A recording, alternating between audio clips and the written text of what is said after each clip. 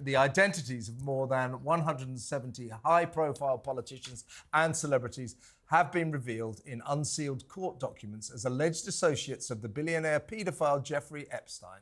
Prince Andrew, Donald Trump, Bill Clinton, Stephen Hawking and Michael Jackson all feature on the list, which emerged from evidence in a civil case settled between Epstein's accomplice Ghislaine Maxwell and one of his accusers, Virginia Giuffre.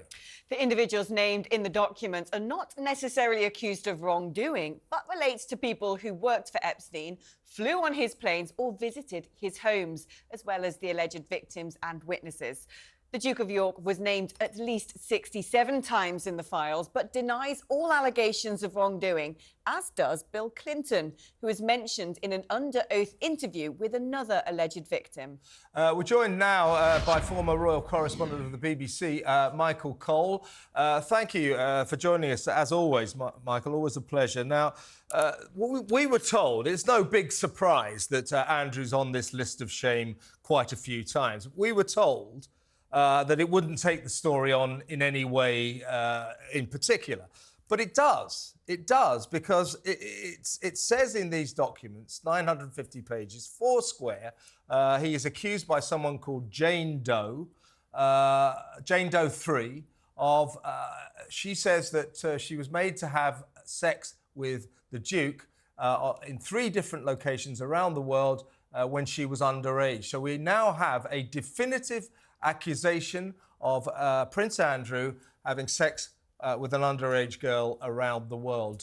So it does take it on. So this is more, it's excruciating for the royal family, this, isn't it? Good afternoon, Kevin. Good afternoon, Alex, and also Benedict. Yes, indeed, you've summarised it beautifully. This is the story that Prince Andrew just cannot put behind him. But I think it's worth saying that he's never been charged with anything, let alone convicted. And despite that photograph, which you're showing now, the prince says he never met the 17-year-old girl on his left there, who at the time was Virginia Roberts, is now Mrs. Virginia Giuffre, living in Australia. And this is all the backwash from a libel action that she took against the other woman in the picture, Ghislaine Maxwell, who is now serving 20 years in federal prison for procuring and trafficking underage girls. Let's just call them what they are, children to be abused by the late and unlamented Jeffrey Epstein. But in a strange way, Kevin, this might be a way of Andrew getting out from under, because of course he's central to the story in this country. But in America, they'll be trawling through these 170 names of prominent people, some of them even world famous, and finding the real stories there. The story about Andrew is already well known, and it's worth saying that the man in the top right picture there, Jimmy Kimmel, who's a well-known talk show host in America. Absolutely. Michael, got to stop you. I think that's the magician David Copperfield. Jimmy Kimmel very much denies that he's on this list, which he isn't, or that he ever met Epstein. Got to be careful, you'll understand. No, of course. They look quite similar. They do. But let's say that Jimmy Kimmel, who appears on the channel, is not guilty and has said very, very clearly that he had no connections. Interestingly, John Doe number 36, Bill Clinton, former president, he's mentioned 50 times in these documents, which are all witness statements and depositions. And he says that his only connection with the late Epstein was the fact that he was involved with his philanthropic and charitable work. So a lot of people have got to do a lot of explaining here. It is a lamentable case, and the people who are being mentioned, a lot of them will be just witnesses, but a lot of them will be what is called affiliates, people who were close to Epstein. Clinton, for instance, says he never went to Epstein's island, Little St. James in the Caribbean, at all. He's denied that on oath. And obviously things like that will be now tested by the rigorous American and indeed British press. Yeah, Michael, I wonder if you can sort of help remind us really of what Jeffrey Epstein was, what he was up to, why he seemed to have so much allure. Because when you look at that list of people who are sort of named in this document, you've got famous women on there as well as famous men. You've got Stephen Hawking on there. What was Epstein up to in constantly inviting all the great and the good of showbiz and politics, science, to his islands? And why are these people in that document?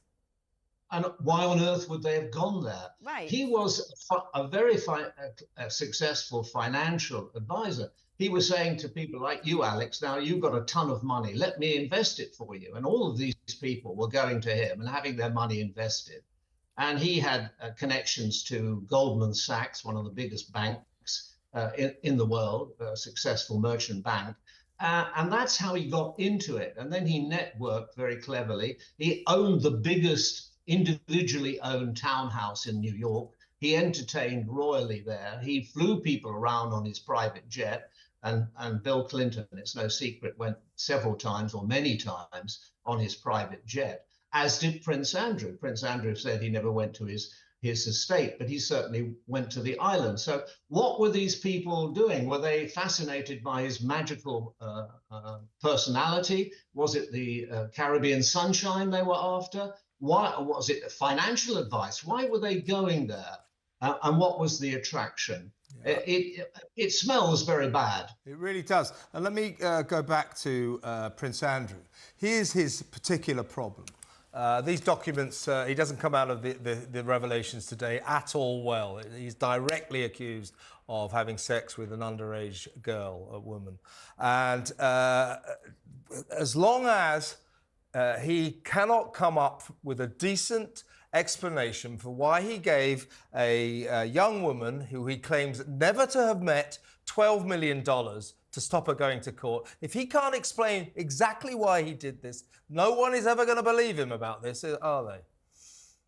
Well, that's an extremely good point. You will all remember the car crash interview of November 2019, in which the prince said categorically, he said, "I never met the lady." I think that was the phrase he used.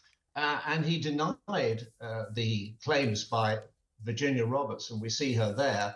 Presumably he's saying, because his arm is round her bare midriff, that this is a fake photograph in some way. Allegedly, apparently, taken by Jeffrey Epstein. You can see the flash reflected in the back window there, and everybody looking terribly happy in this picture. So whether that's Prince Andrew has been photoshopped in or not, we do not know, because this was never tested in court. He said he'd never met the young lady, and of course, she says that she had sex with him, or he had sex with her when she was underage in 3 different places. And interestingly, in New York, 17 is under the age of sexual consent. Yeah. In other parts of the United States, that's not true, and indeed it's not true in this country. But that 16 here, 16 here, 18 in the other areas that were cited. So you've got 18, 17 and 16. So this age of consent thing has always been a grey area. It has become less grey due to this list. Yeah, but in legal terms, they were children. People who are underage to the consent are children. They may think they're very grown up. And this is the absolute horror of this wretched thing, that this man in a position of power with oodles of money was sending Ghislaine Maxwell out in order to procure schoolgirls to come to his various properties in Florida, on the islands, and in Colorado, I think it is, or perhaps New Mexico, to do whatever he wanted with them. And Mrs. Giuffre is one of the people who's taken him on. She was paid a sum of money. We don't actually know how much it was. We've heard it's 12 million. We've heard it's 7 million. I've heard it's 2 million. But it was a lot of money, even after the lawyers had had their big chunk. And she now lives in Australia with her husband. And she's been the leading light in all this. Meanwhile, Ghislaine Maxwell, who was the mistress and madam for Epstein, she's in Club Fed. She's serving 20 years in a jail, I think, in Tallahassee, in Florida, for her many, many offenses of the past. It's a very sad state of affairs. Prince Andrew has regretted his disastrous friendship with Epstein. quite clearly, he should have put distance between him and Epstein many, many years ago. And he didn't do that, even when Epstein had been convicted earlier in Florida and was put on a prison regime which was quite lenient. The prince did not break off his relationship with him until after that, when he says he went to New York in order to do it man to man in a gentlemanly way. Well, he should have not had anything to do with Epstein ever.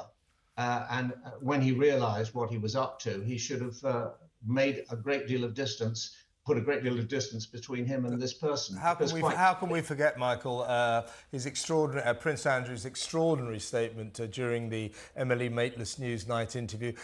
If I have a fault, it is that I am too honourable. And that's why he went to New York to do it in person. You're quite right. He should never have crossed swords with Epstein ever again the moment he was convicted of being a paedophile. So I don't think Prince Andrew is out of the woods by a long chalk. Pleasure to have you on board, Michael, as always.